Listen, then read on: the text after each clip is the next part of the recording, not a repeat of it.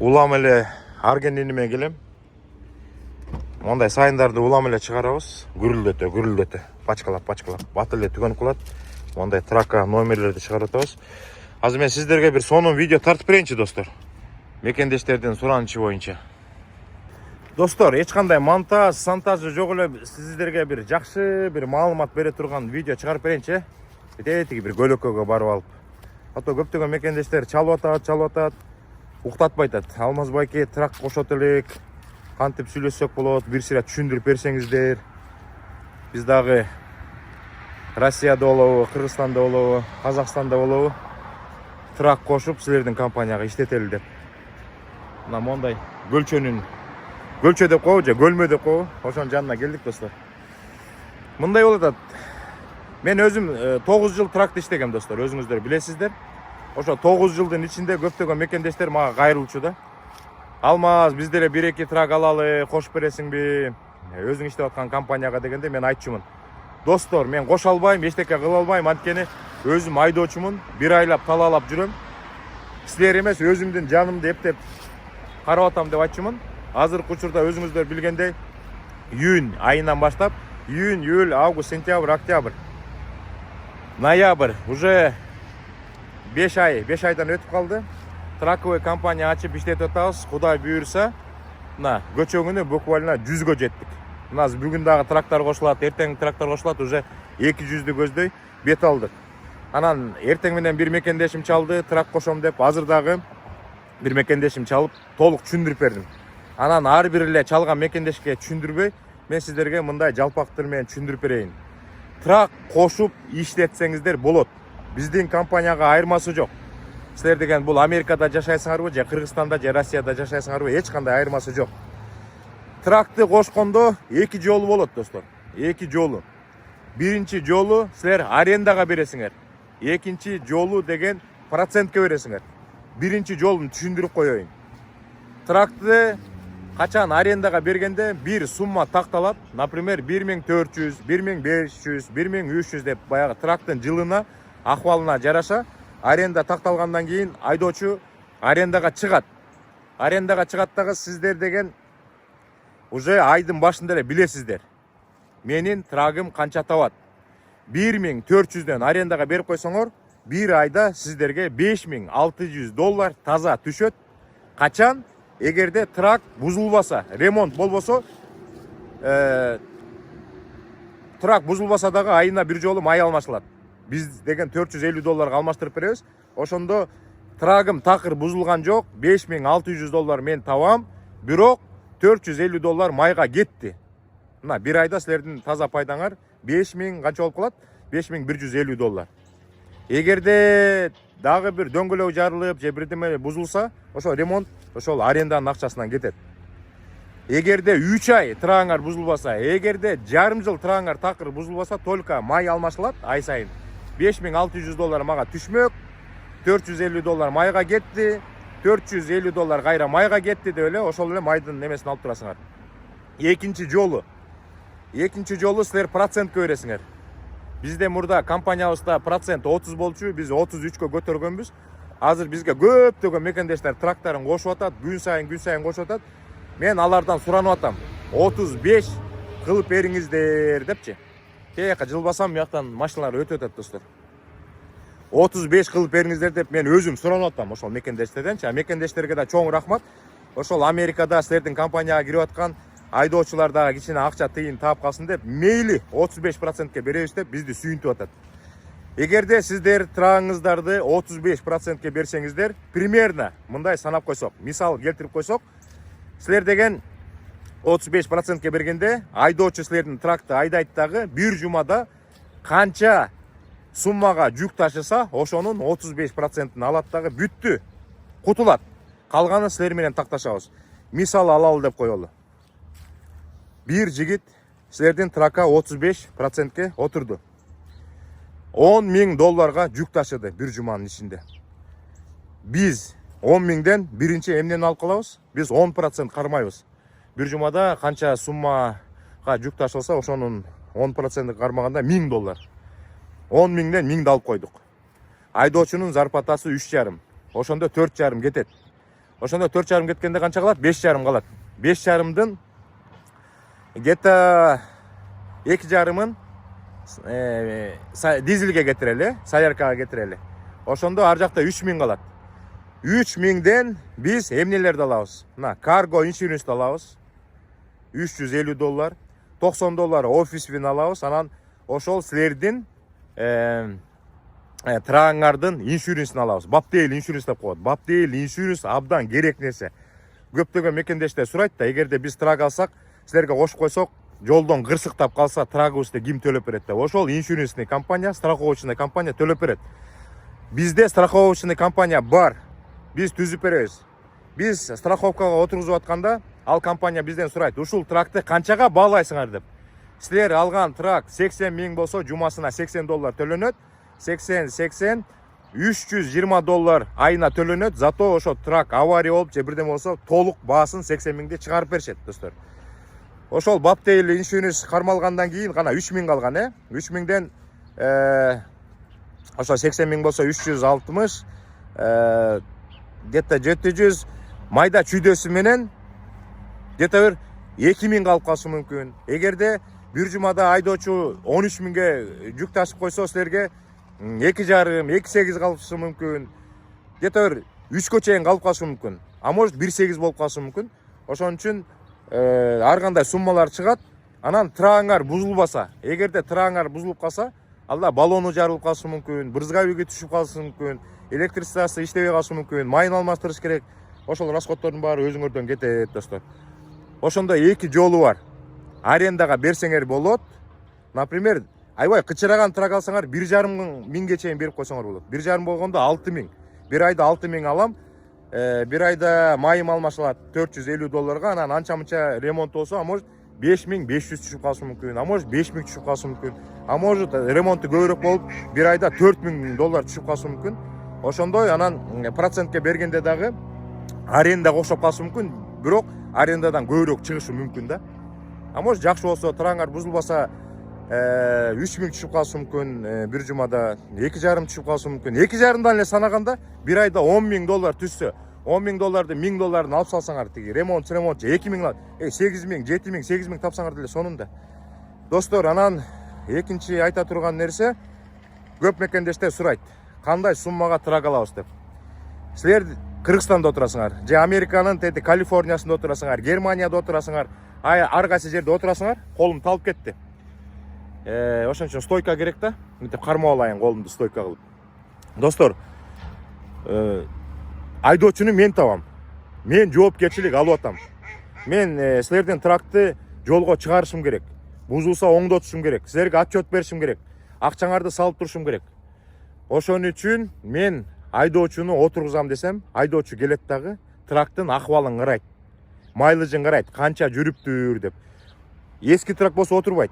Ошон үчүн мен эски трак алам, мен 20 миңге, 30 миңге, 40 миңге трак алып берчи дегендерге айтам. Башка эле компанияга барып, ошолор менен сүйлөшүп иштегиле деп. Эгерде силер алган трак майлыждары где-то 400дөн ылдый, 400дөн ылдый болуп турса, кычырап турса, жылдары жаңы болсо, айдоочу келип, чын көңүлдөн отурат дагы гүрүлдөтүп иштейт. Бул айдоочулар мияка ойноп, сайраңдаганы келген жок да. Американы кыдырып, күнү түнү иштеп, акча табайын деп келди. Анан канчалык трактын акыбалы жакшы болсо, айдоочу көңүлдүү иштейт. Анан эски трак болсо, улам бузулуп, аны оңдотуп убактында кетиргин келбейт деп отурбайт андай трактаргачы. Экинчиден, биз ошол айдоочуну жолго чыгарып жатканда, биз компаниядагы ошол айдоочуну кантип контролдойбуз, көрүп турабыз.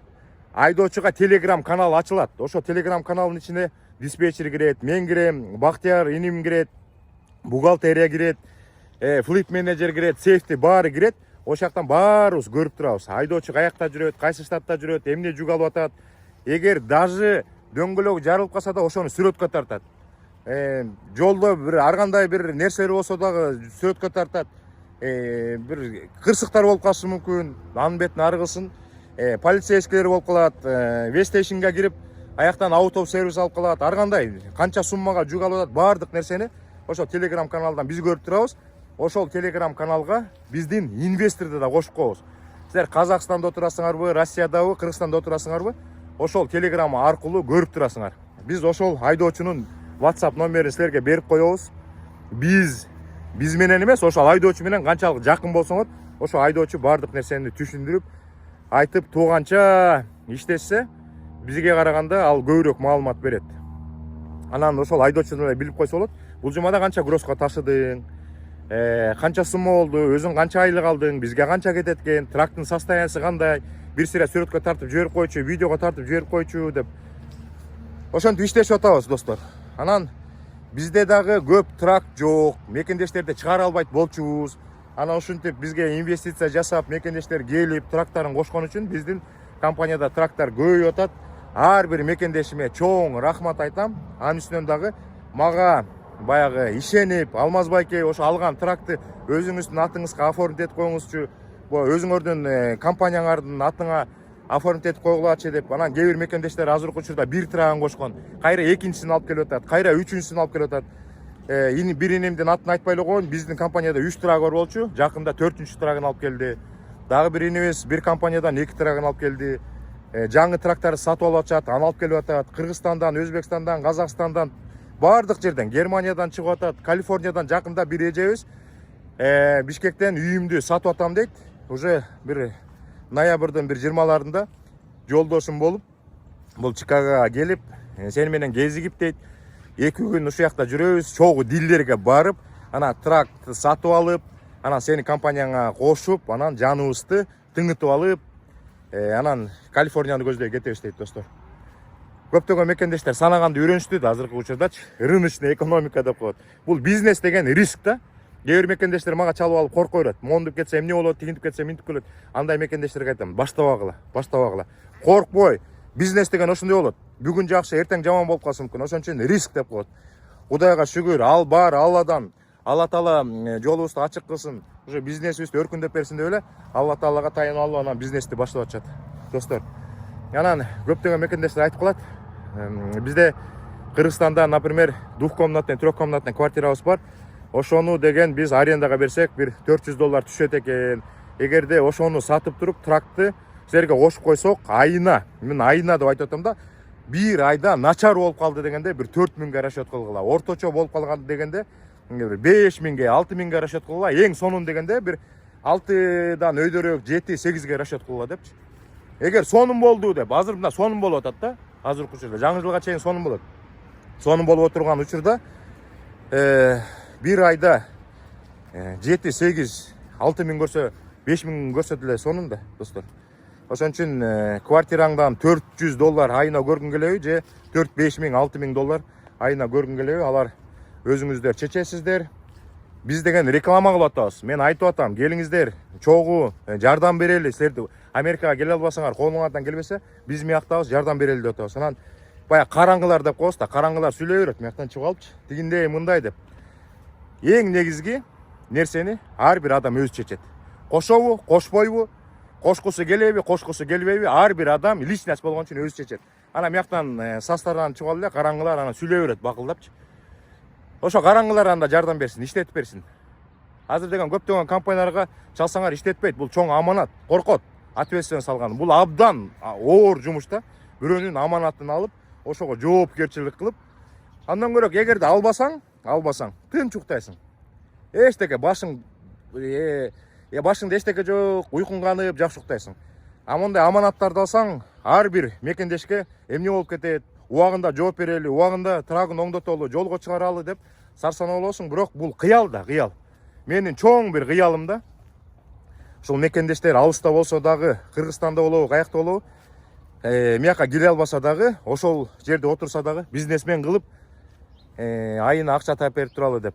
Анан трактор боюнча, достор, трактор боюнча биз деле ар кайсы жактан алабыз, дилдерден алабыз, мекендештер сатып калат. Ар кандай сонун баягы жолдор менен келип калат трактор. Кээ бир трактор жеңил табылып калат, кээ бир трактор оор болот табышкачы. Колум айбай талып кетти. Анан начар трак болбойт. Начар трак алсаңар, аны айдоочу айдабайт. Анан айдоочу жана телеграм канал кошкондо бул кимдин трагы эле, кайдан алдым эле, бул тракка кайдан жолодум эле, акча табамбы ушунча, ремонттто эле жүрө беремби деген кереги жок. Силер дагы тынч укташыңар керек. Биз да тынч укташыбыз керек. Айдоочу дагы тынч уктап, жакшы иштеш керек. Ошон үчүн эски трак алам дегендер башка компанияларга кайрыла бергиле. Бизге тың 400 миңден ылдый майлыждар ошондой трак алам деп бөлүп кереги жок. Бизге мына мекендештер салып атат. Жакында эле 80 миңге бир мекендешим трак алды, 82 миңге бир мекендешим трак алды. Жакшы трак ошондой баада болот. Бир мекендешим чалды деп атпаймынбы? Ошол айтат, менин бир досум бар дейт. Аябай жакын досум дейт. Ошо Чикагода трак айдайт дейт. Анан ошондо сурадым дейт. Кандай суммада трак алышым керек? Сен жардам бербейсиң десем, айтты, ачык эле айтты дейт. Мен жардам бере албайм. Мен өзүм жолдо жүрөм. Мен убактым жок. Ошентип ким баягы траквый компаниясы болсо ошолорго кайрыл дептир. Анан бирок бир советимди айтып коеюн. Сен эгерде трак алсаң, жакшы иштетем десең, бир 80 миңден бир 100-120га чейин трактарды алсаң, сонун иштеп берет деп айтты дейт. Ошо өзүңүздөр чечиңиздер. Бизде кредит деген жок. Биз деген кандай иштейбиз? Мага улам чалып турат мекендештерчи. Ар бири индивидуально. Например, бир мекендешим чалат. Алмаз, менин бир 75 миң акчам бар, же 60, же болсо 90 миң акчам бар. Ошого трак алыш керек болуп атат дегенде, мен мияктан кыдырып, эч кимге көрсөтпөй, Инстаграмга чыгарбай, ошол лично ошол мекендешиме болгон трактарды көрсөтөм. Дилерскийге барам, тияк барам, мияк барам, биздеги трактарды көрсөтөм. Анан ошол трактын бирөөсүн тандайт мекендешим. Анан тандагандан кийин анан сүйлөшүп, акчасын алып, анан жолго чыгарып атабыз. Мен ошол мекендештердин акчасы бул жакка келгенде дагы кичине сарсанаа болуп, бир тыйын төлөтпөй алып келгенге аракет кылам. Например, силер деген 80 миңге трак алам десеңер, Кыргызстандан мияка салгыча расходуңар 400-500 доллар төлөп калсаңар мүмкүн. Мен ошол 400-500 долларды төлөтпөй, обмен деп мияктан реклама чыгарып, мияктан мен 80 миңди алып коем. Силер болсо Кыргызстандан берип коесуңар достор. Ошондой. Мен кичине ой пикирим бая толук болгон жокпу, мындай чукуп айтып, силерге мындай маалымат бергенге аракет кылдым. Кыскача эми айтып коелу. Ким трак алып, биздин компанияга кошуп, пайдасын көрөм десеңиздер, эшигибиз ачык. Трак алсаңар, начар трак алганга болбойт. Жакшы 400гө чейин майлыжы менен бир 75 болобу, 80 болобу, 90 болобу суммаңыздар бар десеңиздер, мен трактарды көрсөтөм. Бул жака дагы акчаңыздарды эч кандай услугасы жок төлөгөнгө төлөбөй алып келгенге жардам берем. Айдоочуну зыңкытып таап берем. Өзүңүздөр билгендей биздин траквый компанияга 1 айлык, 2 айлык, 3 айлык, 4 айлык, 5 айлыктагы балдарды албайбыз. Только опыту 6 айдан өйдө, 7-8, 1 жылдык, 2 жылдык мына шалба деген инибиз келбедиби? Грузинде меним деп айтып атам, менден кичүү да. 6 жылдык опыту менен мына Кыргызстанга алдык. 2-3 күн мурун трак алдык. Мына бүгүн эртең менен чыгат жолго. 3 күндөн кийин чыгарып атабыз. 6 жылдык опыту менен. Айдоочуну таап беребиз, отургузабыз, траңарды бир сыра шапка киргизип карап, жолго чыгарып, жолдон бузулуп калса оңдотуп берип, Telegram каналга силерди кошуп, айдоочуңар менен тааныштырып, анан жума сайын отчет берип, стейтменттерди чыгарып, силердин трак бир жумада мындай пайда көрдү деп, анан жумасына салыш керек да, негизичи. Жумасына салалы десек, көп мекендештер айтат, жылы эме айына бир жолу эле салсаңар болот дейт. Бизге ошол удобный болот да, жумасына салганга караганда. Жумасына салсак, ар бир салганга $50 кетип калат экен. Эгерде айына бир жолу салсак, биз расходду өзүбүз мойнубузга алып туруп, бекер жиберип атабыз. Ошондой достор. Иштетип беребиз. Кошом десеңиздер, кошуңуздар. Чогуу көбөйөлү, 100 болдук. Кудай бурса 200'дү көздөй кеттик. Астыда пландар чоң достор. Астыда пландар чоң. Компания ачып атабыз. Towing компания жана трактор бузулганда сүйрөп келе турган Towing компания ABN, Towing and Recover деп компания аштык. Көчөгүнү Кудай буйрса, банкка барып счетторун ачып, MCDOT номерлерин алып, регистрация кылып, мына понедельниктен баштап иштей баштайбыз. Мен дагы жакшы рекламалар чыгарам. Азыр жумушка дагы барып, экинчи алган Towing тракты көрсөтөм. Достор, ошондой. Тракты жуудуруп аттык эле, жакшы сонун бизнес баштадык эле. Бизде 2 жигит жууп аткан тракты. Ал 2 жигиттен бая правасы бүтүп калган да. Ана ошо права боюнча дагы мен айтпадым, өткөндө видео чыгардым. Заморозка кылган Вашингтон соту. Көчөгүнү мага жигиттер чалып айтты. Уже сот решениясын чыгарды. Трамптын закону уже 100% иштебей калды. Азыр деген алар приказ күтүп атат, мо дейинбилер. Кийинки жумада, понедельник, вторник күндөрү азыр деген где-то ноябрдын 15, 16, 17-лерден баштап уже жанагы бүтүп калган праваларды, жоголуп кеткен праваларды восстановление жасай баштайт деп айтышты. Ошо биздин тракой компанияда 2 бала трак жүйүп баштаган, правасы бүтүп калчу. Алар дагы сүйүнүп уже правабызды узартып, уже тракка чыгабыз деп атат. Бизге дагы бир 2 жигит иштейм деген 2 жигит болсо трактарды жууп атабыз. Астыда пландар көп, чоң, өсөбүз. 1000ге жетели деген план бар астыда. Мына 5 айда 100ге жеттик. Кудай буйрса дагы бир 2-3 жылда может 1000ге да жетип калышыбыз мүмкүн. Кийинки эфирден жолуккуча сак саламатта калыңыздар. Инвестиция кылам деген мекендештер болсо, WhatsApp номер, WhatsAppка дүйнө жүзүнүн любой жеринен жазсаңыздар болот. Жазып коеюн, же айтып коеюн. Американын коду +1. Телефонум, WhatsApp номерим 917 544 4254. Дагы бир жолу кайталайм. Американын коду +1. Менин WhatsApp номерим 917 544 4254. Жазыңыздар, чалыңыздар. Монтип көптөгөн мекендештер чалат, достор. Например, мен деген где-то бир 30-40 мекендеш менен сүйлөсөм, ошонун бирөөсү же экөөсү алат тракчы. Көп мекендештер түшүнүгү жок. Спорт эте баштайт, анан баягы түшүнбөй калабыз бирибизди, анан кой дейбиз, токтотобуз. Кээ бир мекендештер коркот, эмне болуп кетет, анан трагым тигинтип калсам эмне болот, мынтип калат. Айтам сразу, жок, силер жарыбайсыңар бизнеске депчи. Анан мен түшүнөм, мондай болот, трак бузулса оңдотобуз, Алмаз байке вперед, бул риск, бизнес дегендер мекендештер менен иштешебиз. Анан кээ бир мекендештер менен иштесең, анан ля деп баштап өтөт. Мен сразу эле мен психолог болуп бүттүм, андайларды сразу эле четке чыгарабыз дагы. Реально мен акча жасайм. Мен ушу бизнести өнүктүрөм. Бир трагымды 2 кылам, 3 кылам, 4 кылам. Вперед, алга деген мекендештер менен иштешебиз. Кой, кеттик анда. Биз дагы иштейли. Жумушту көздөй. Достор. Ишин анча-мынча ооруп калып турмун, грипповать этип атам, настроение жок болуп атат анча-мынча. Дарып бар ичиш керек. Баары Алладан.